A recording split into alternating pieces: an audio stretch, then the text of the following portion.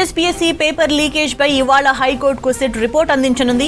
Sealed కవర్లో రిపోర్ట్ను అందజేయనున్నారు అధికారులు. బేగం బజార్ పిఎస్లో నమోదైన ఎఫ్ఐఆర్ సహా ఇన్వెస్టిగేషన్ సందర్భంగా బయటకు వచ్చిన కీలక అంశాలతో స్టేటస్ రిపోర్ట్ను సిట్ రెడీ చేసింది.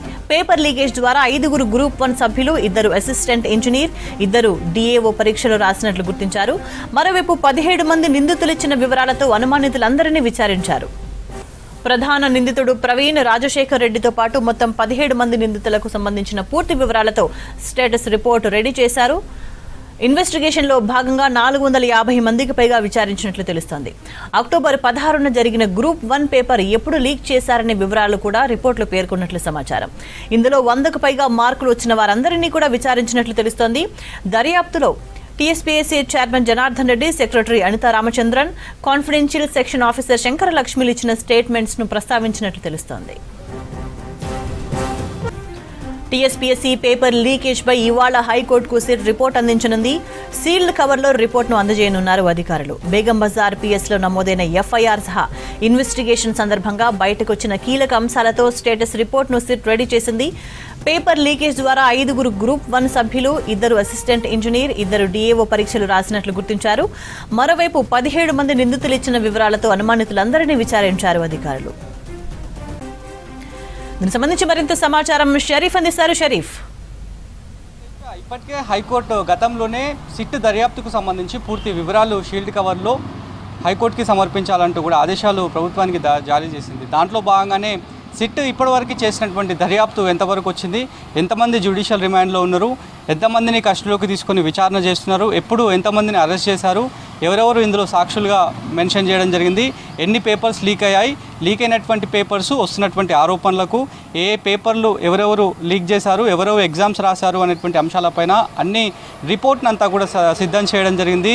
ఇప్పటికే హైకోర్టుకి కూడా అంటే అడ్వకేట్ జనరల్కి కూడా ఈ సిట్ సంబంధించినటువంటి నివేదిక అంతా కూడా చేరినట్టుగా కూడా తెలుస్తోంది. ఇప్పటికే పలుమార్లు సిట్ దర్యాప్తు అధికారులు, ఉన్నతాధికారులంతా కూడా హైకోర్టుకి ఏ రకంగా ఈ నివేదికనంతా కూడా నివేదించాలనేటువంటి విషయాలపైన పూర్తి స్థాయిలో రిపోర్ట్ని అంతా కూడా సిద్ధం చేశారు. ఇప్పటికే ఎఫ్ఎస్ఎల్కి సంబంధించినటువంటి ఫైనల్ రిపోర్ట్ కూడా చేరుకోవడం జరిగింది, సిట్కి చేరింది. సో మరోవైపు సిట్ దర్యాప్తు అంతా కూడా దాదాపు 17 మంది ఇందులో అరెస్ట్ అయ్యారు. ముందుగా 9 మంది, ఆ తర్వాత బ్యాచ్ల వారీగా ముగ్గురు, తర్వాత రీసెంట్గా మరో 2 దంపతులు అరెస్ట్ కావడం జరిగింది. వాళ్ళు డివిజన్ అకౌంట్ ఆఫీసర్కి సంబంధించినటువంటి డిఏఓ పేపర్ని రాసినటువంటి ఆరోపణలు వాళ్ళపైన ఉన్నాయి. సో వాళ్ళను కూడా అరెస్ట్ చేయడం జరిగింది. మరోవైపు మరికొంతమంది పాత్ర కూడా ఇందులో ఉంది అనేది కూడా సిట్ గట్టిగా భావిస్తోంది. దాంట్లో భాగంగానే ఎఫ్ఎస్ఎల్ నివేదిక వాళ్ళ ఆరోపణలకు బలపరుస్తుంది. ఎఫ్ఎస్ఎల్లో వచ్చినటువంటి చాలా కీలకమైనటువంటి రిపోర్టు మాకు చేరిందనేటువంటి ఆశాభావాన్ని సిట్ అధికారులు వ్యక్తం చేస్తున్నారు. ఎప్పుడైతే గతంలో అంటే ఎప్పుడైతే బేగం బజార్లో ఎఫ్ఐఆర్ నమోదు కావడం జరిగిందో అప్పటి నుంచే పొలిటికల్గా టర్న్ తీసుకుంది. చాలామంది లక్షల మంది ఉన్నటువంటి ఆస్పిరెంట్స్ వాళ్ళ ఆశలపైన నీళ్లు చల్లినట్లయింది. కాబట్టి వీటిపైన దర్యాప్తు అయితే పారదర్శకంగా కొనసాగించాలి, ఎవరున్నా సరే బాధ్యులపైన కఠిన చర్యలు తీసుకోవాలనేటువంటి మొదటి నుంచి ఉన్నటువంటి చర్చ జరిగింది. రాజకీయంగా టర్న్ తీసుకుంది కాబట్టి సో రాజకీయంగా వచ్చేటువంటి ఆరోపణలకు వేటికి తావు లేకుండా సిట్ దర్యాప్తును మేము ఫుల్ఫిల్ చేస్తాం, కంప్లీట్ చేస్తాం అనేటువంటి విషయాలను సిట్ అధికారులు చెప్తున్నారు. దాంట్లో భాగంగానే ఎఫ్ఎస్ఎల్ రిపోర్ట్ కోసమే ప్రాథమిక రిపోర్ట్ వచ్చినప్పుడే వివరాలు చెప్పినప్పటికీ కూడా ఇంకా అక్యురేట్గా సమాచారం రావాలి కాబట్టి తుది నివేదిక వచ్చిన తర్వాత పూర్తి సమాచారం మీడియాకు అందజేస్తామనేటువంటి విషయాలను సిట్ ఉన్నతాధికారులు చెప్పినటువంటి సందర్భం కనిపిస్తోంది. ఇప్పటికే అరెస్ట్ అయినటువంటి వాళ్ళు ఇచ్చినటువంటి స్టేట్మెంట్ కావచ్చు, దాంతోపాటు ఇంటి దొంగల పాత్ర పైన కూడా పలు రాజకీయ పార్టీలు ఆరోపణలు చేస్తున్నారు.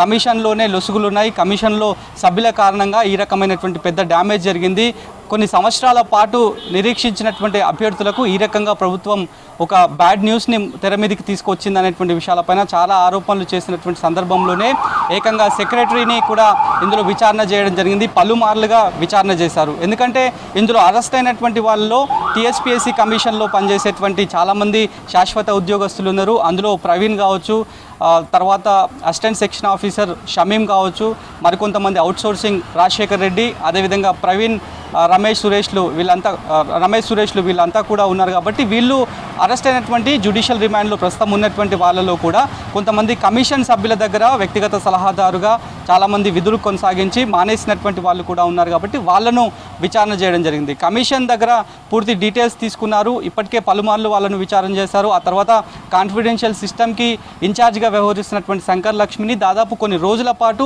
ఇటు టీఎస్పీసీ కార్యాలయంలో విచారణ చేశారు. At the same time SIT Himayat నగర్లో కార్యాలయాన్ని కూడా పిలిపించడం జరిగింది. దాదాపు 20 గంటల స్టేట్మెంట్ని ఆమె దగ్గర నుంచి తీసుకున్నారు.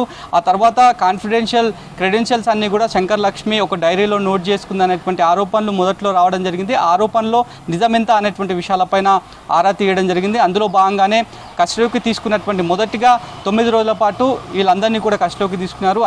అందులో భాగంగానే కాన్ఫిడెన్షియల్ సిస్టమ్ నుంచి ముందుగా పేపర్ తీసుకుంది. టెక్నికల్ ఆస్పెక్ట్లో పేపర్ తీసుకుందంతా కూడా రాజశేఖర్ రెడ్డి దగ్గర నుంచే ప్రవీణ్కి గ్రూప్ 1 పేపర్ చేరింది. ఆ గ్రూప్ 1 పేపర్ ధాక్య రేణుక దంపతులకు ఇవ్వడం జరిగింది. వాళ్ళు అమ్మకానికి పెట్టారు. అంగట్లో సరుకులాగా ఈ పేపర్లు అందరికీ కూడా అమ్మే ప్రయత్నం చేశారు. ఇది పెద్ద కాన్స్పిరసీ అనేటువంటి అంశాలపైన సిట్ పూర్తి స్థాయిలో వివరాలు సేకరించింది. అప్పుడే కాన్ఫిడెన్షియల్ సిస్టంలో ఎందుకు ఈ రకంగా లీక్ అయింది, కాన్ఫిడెన్షియల్ సిస్టంలో ఈ పేపర్స్ చాలా పకడ్బందీగా ఉండాల్సినటువంటి అవసరం ఉంటుంది కాబట్టి ఎక్కడ ప్రాబ్లం జరిగింది, ఎక్కడ సమస్య తలెత్తింది అనేటువంటి విషయాలపైనే ఆమెకు సంబంధించినటువంటి కాన్ఫిడెన్షియల్ ఇన్ఛార్జ్ శంకర్ లక్ష్మిని, ప్రవీణ్ని, అదేవిధంగా రాజశేఖర్ రెడ్డిని కన్ఫ్రంటేషన్ లాగా వాళ్ళని విచారణ చేయడం జరిగింది. ముందుగా ఇండివిజువల్గా వాళ్ళ స్టేట్మెంట్లు రికార్డ్ చేశారు. ఆ తర్వాత ఇండివిజువల్గా ఇచ్చేసినటువంటి స్టేట్మెంట్ కన్ఫ్రంటేషన్ విధానం ద్వారా స్టేట్మెంట్ ఒకేలా ఉందా లేదా అనేటువంటి విషయాలపైన టాలీ చేయడం జరిగింది. సో పూర్తి స్థాయిలో ఇప్పటికే దీనిపైన కాంగ్రెస్ గట్టిగా ఆరోపణ చేస్తుంది. రాష్ట్ర ప్రభుత్వం కనుసంధానంలో నడుస్తున్నటువంటి స్పెషల్ ఇన్వెస్టిగేషన్ టీం పైన మాకు నమ్మకం లేదు, దానికి నేతృత్వం వహిస్తున్నటువంటి అధికారి పైన కూడా మాకు నమ్మకం లేదు అనేటువంటి అంశం పైన మొదటి నుంచి ఆరోపణ చేస్తూ వస్తుంది. మరి దాంట్లో భాగంగానే హైకోర్టుకి వెళ్ళడం జరిగింది. హైకోర్టు వాళ్ళు వేసినటువంటి పిటిషన్ని కన్సిడర్ చేసింది. అందులో మరికొంతమంది స్టూడెంట్స్ కూడా ఉన్నారు. ఎందుకంటే వాళ్ళు దాఖలు చేసినటువంటి స్టూడెంట్స్ వేసినటువంటి పిటిషన్లో కూడా చాలా కీలకమైనటువంటి సమాచారాన్ని కోర్టు దృష్టికి తీసుకువెళ్ళే ప్రయత్నం చేశారు. అంటే రాజకీయంగా పురుముకుంది కాబట్టి రాజకీయంగా పురుముకున్నటువంటి సందర్భంలోనే కొంతమంది వ్యక్తుల పేర్లను తెర మీదకి తీసుకురావడం జరిగింది. ఒక మంత్రి పిఏగా వ్యవహరిస్తున్నటువంటి అతని పేరును ఆ పిటిషన్లో మెన్షన్ చేయడం జరిగింది. అప్పుడు సంబంధించి రాజకీయంగా ఆరోపణలు వచ్చినప్పుడు ఆ మంత్రి ఆల్రెడీ మాట్లాడడం జరిగింది. అతనికి ఈ పేపర్ లీకేజ్కి సంబంధం లేదనేటువంటి అంశం చెప్పారు. అనూహ్యంగా మళ్ళీ సిట్ అధికారులే ఎక్కడైతే పిటిషన్లో పేర్కొన్నటువంటి లొకేషన్ ఉందో ఆ మండలానికి, ఆ స్వస్థలానికి వెళ్ళి అక్కడ చాలామందిని ఎగ్జామ్ రాసినటువంటి వాళ్ళు, ఆ తర్వాత క్వాలిఫై అయినటువంటి అభ్యర్థులందరినీ కూడా విచారణ చేయడం జరిగింది. మనం కూడా అక్కడ చూసినాం. ఎందుకంటే చాలామంది స్టేట్మెంట్లను రికార్డ్ చేయడం జరిగింది. ఆ మండలంలో ఎంతమంది ఎగ్జామ్స్ రాశారు, ఎంతమంది 100కు పైగా మార్క్స్ సంపాదించారు అనేటువంటి విషయాలపైన వాళ్ళ స్టేట్మెంట్ని కూడా రికార్డ్ చేయడం జరిగింది. ఇటు జగిత్యాలలో జల్లెడ పెట్టారు సిట్ అధికారులు. ఆ తర్వాత ఇటు పాలమూరు, మహబూబ్నగర్ సంబంధించినటువంటి జిల్లా తాండాలో చాలా వరకు ఈ పేపర్స్ అన్నీ కూడా వెళ్ళాయి. ఏఈ పేపర్స్ కావచ్చు, డిఏఓ పేపర్స్ కావచ్చు, చాలా పేపర్స్ కూడా అక్కడికి వెళ్ళాయనేటువంటి ఆరోపణ ఉన్నటువంటి సందర్భంలోనే మహబూబ్ నగర్లో కూడా జల్లెడ పెట్టారు. వారి దగ్గర నుంచి పూర్తి సమాచారం తీసుకోవడం జరిగింది. మరి ఎన్ని పేపర్స్ యాక్యురేట్గా లీక్ అయ్యాయనేటువంటి అంశాలపైన రిపోర్ట్లో మెన్షన్ చేసినటువంటి సమాచారం మేరకు మొత్తం గ్రూప్ 1 5గురికి లీక్ అయింది. ఆ తర్వాత ఏఈ, డిఏఓ సంబంధించి మరో 5గురికి లీక్ అయింది. కేవలం 10 మందికి మాత్రమే లీక్ అయింది అనేటువంటి అంశం పైన ఇప్పుడు అంటే తుది దశకి దర్యాప్తు చేరింది కాబట్టి దీంతోనే ముడిపడి ఉంది అనేటువంటి అంశం పైన సిట్ అధికారులు క్లారిటీ తీసుకున్నారు.